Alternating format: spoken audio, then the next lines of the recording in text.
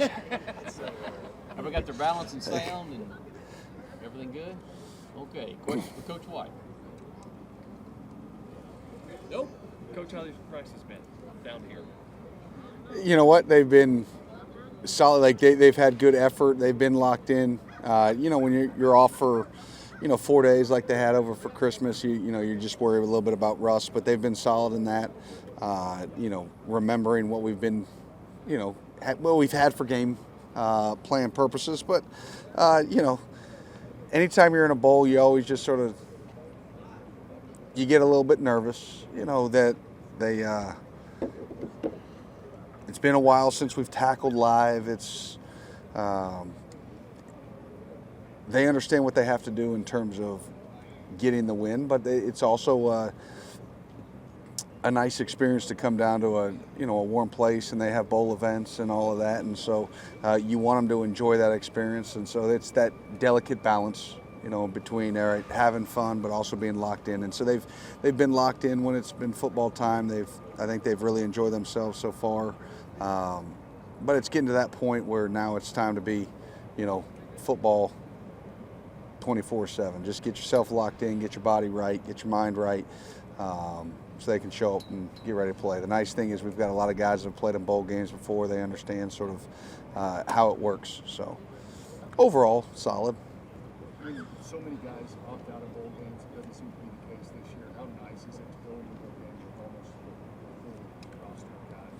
Yeah, I think that obviously helps, allows you to keep a lot of what you've done throughout the year in terms of game planning, in terms of what you run defensively, and so that's been nice, and there's a comfort level and a cohesion amongst the group, and if there's a mistake, they understand the communication. Hey, let's get that thing reloaded, let's do it, and they so I think you can be more productive, with your practice time.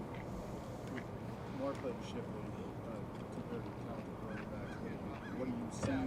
Do they remind you of anybody you've seen this year? No, I mean, a really talented duo. Both are really good, after contact.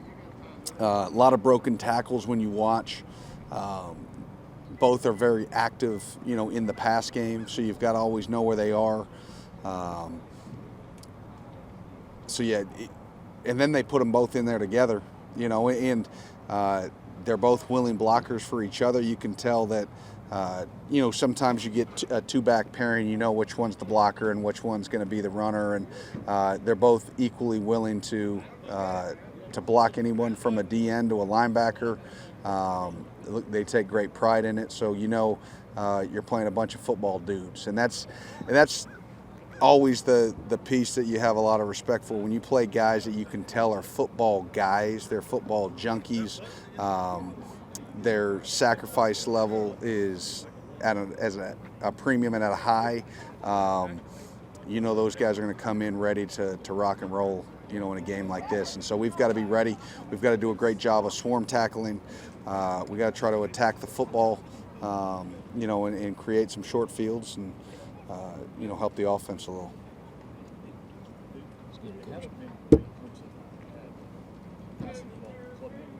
Is there something you guys are able to expose in that way? Is that worked out well for you guys, that they're not as talented passes?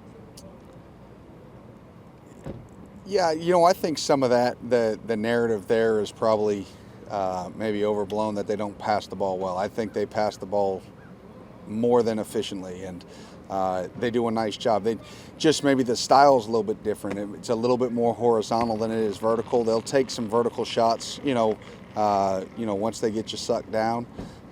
But just because it's a screen pass doesn't mean it's not effective. It slows down your rush. They do a great job. It gets their playmakers the ball quickly in their hands. Their O-line, you watch them, they finish blocks. Again, it's a group that I think works well together. No, I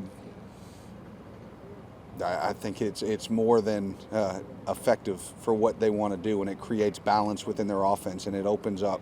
They throw it more than efficiently to keep you from just loading the box against the run game. Is it similar to what you saw from, they want to run the ball more with Mike Leach for Mississippi State?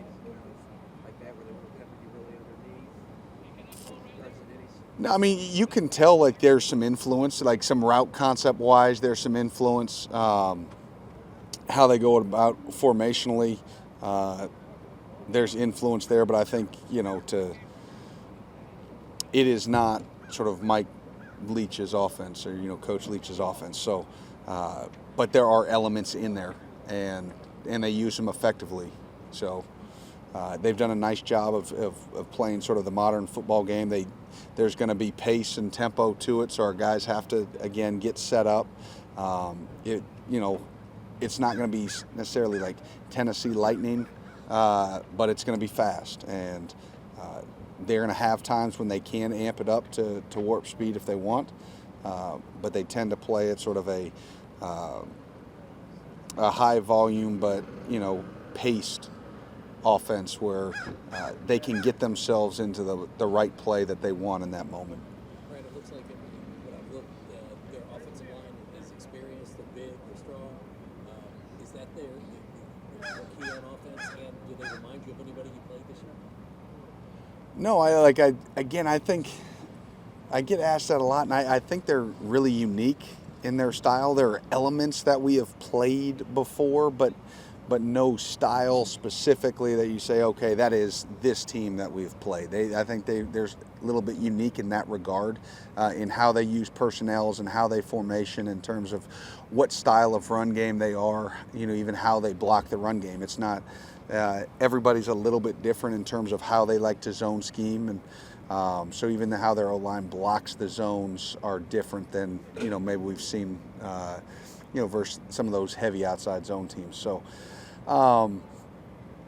but yeah, I think the O-line, the running backs, and the athleticism of the quarterback. I think people don't ever talk about his athleticism enough, like in how he extends plays, and I think that's a piece too. A question was asked obviously about the passing game and the fact that, hey, if everything's covered or you're trying to take away the passing game, how many first downs he has actually scrambled for. So that doesn't show up on the passing stats, but it was a passing down that he got everybody spread out. He takes off, he scrambles for a first. Now the drive's extended. Now they go down and score a touchdown. So he does a nice job, again, of keeping plays alive with his legs. Then you put in the run game where he can pull it and make plays and churn first downs,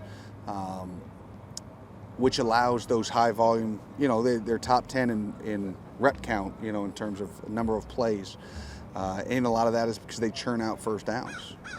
Okay, folks, thank you very much. Thank you. Appreciate it. Good. I was wondering if you could just walk us through your decision-making process and why you didn't play. It was a decision like I had to think about, kind of, not really. I just want to get here and play one more with these guys, and I didn't want to be the guy to just sit out and leave them, so I wanted to just get one more. How much of playing in the Gator Bowl against a team like Clemson kind of played into your decision to play? It definitely was a really a big part of my decision, just because of it is good competition. I get to go out there against some good receivers, and this will be good. It'd be like, I just love the reps, get out there and do it. What about the decision to go pro? Yeah, it was a decision like I definitely had to think about.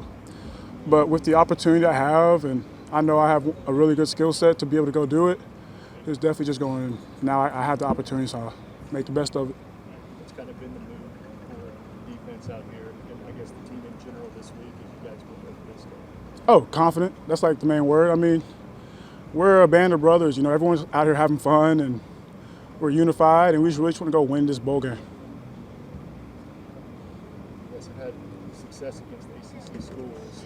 Do you think about that kind of thing when it gets to the bowl game, SEC, ACC, that kind of stuff?